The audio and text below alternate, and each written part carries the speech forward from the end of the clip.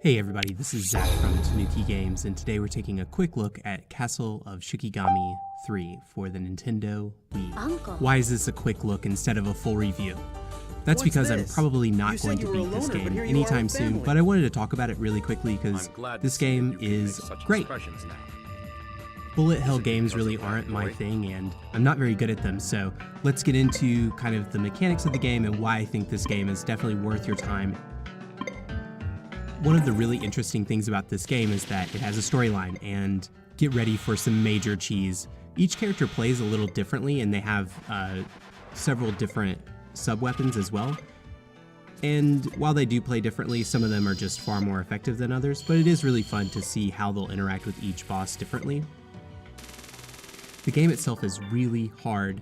When you play it on normal, it's going to take a lot of rote memorization of each level. And then if you play it on easy, you can only play the first 3 levels. Castle of Shikigami 3 also has a lot of great features as well. There's an art gallery, you can listen to the background music. There's plenty to play here, and for a budget title when it came out, this game is pretty deep. There are a total of 5 bosses in the game, and each level is basically in 2 different parts, and there's an end boss at the midpoint of each level too.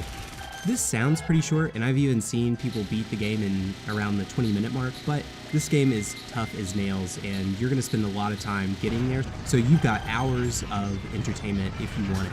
Another great feature of Castle of Shikigami 3 is that you have a lot of controller options. You can play with the regular Wiimote, you can play with the Pro Controller, or you can play with the GameCube controller. Anyone who likes vertical or bullet hell shooters will really enjoy this game, and it's definitely geared towards the hardcore. I'm just not that good at these games. This game can be found somewhat cheaply. Most of these bullet hell games are pretty niche and therefore fairly expensive. The reason why I wanted to talk about Castle of Shikigami 3 was that I don't really see it come up a lot, and maybe it's really big in the hardcore bullet hell genre, but I never just see people talk about it in general, and there's a lot to enjoy about it even if you don't really like bullet hell games. It's goofy, it's funny, it's fun, and very quirky. If you've played Castle of Shikigami 3, do you have any tips for us, regular folks? If you haven't played Castle of Shikigami 3, does it look like something that you would go out and look for?